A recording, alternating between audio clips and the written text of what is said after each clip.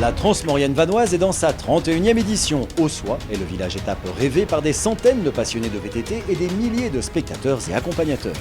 C'est le premier jour sur 5 de compétition pour celles et ceux se frottant au parcours du 6000 ou du 9000, le parcours roi.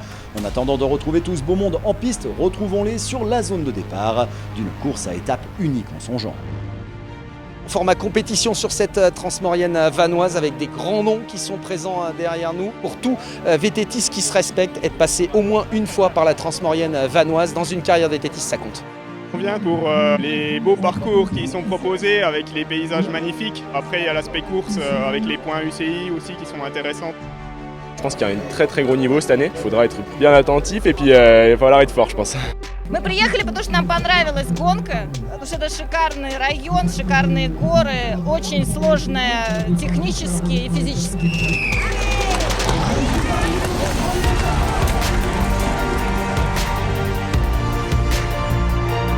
Cette journée tournera autour des vieilles pierres, départ en groupe sur la route façon Tour de France, une façon d'étirer le peloton avant de plonger en forêt.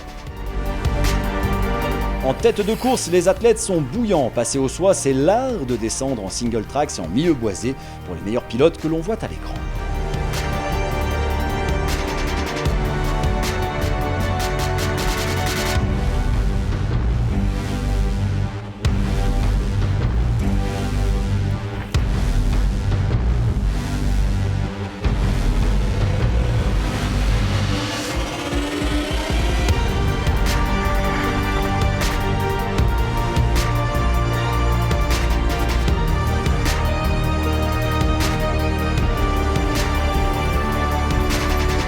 Le point contemplation du jour arrive. Les forts de l'Essayon sont une série de fortifications uniques.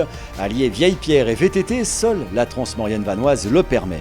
Le fort Victor-Emmanuel et la redoute Marie-Thérèse approchent. Pour les engager en mode rando, il est possible de profiter pleinement du spectacle. Pour les pros, ce sera une visite très différente et furtive.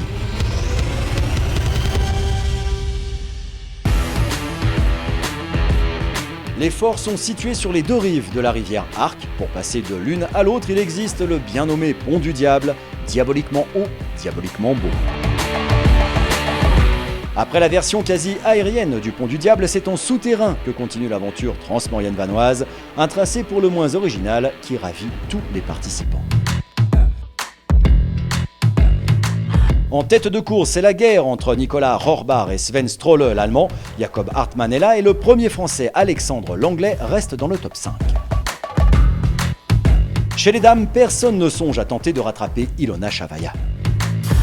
On fait cohabiter des amateurs, des néophytes, on va dire, des gens qui découvrent un petit peu la compétition et le VTT, et avec eux des professionnels qui passent devant eux. C'est du VTT pour tous, le vélo et la montagne pour tous, avec voilà, des familles, des électriques, de la compétition, grand parcours, moyen parcours. L'objectif il est là, faire découvrir à ceux qui ne connaissent pas le VTT et ou la montagne.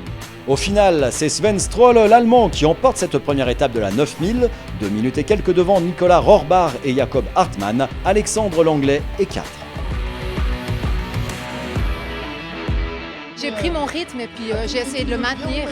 Alors on verra pour les prochains jours, mais en tout cas ça démarre bien.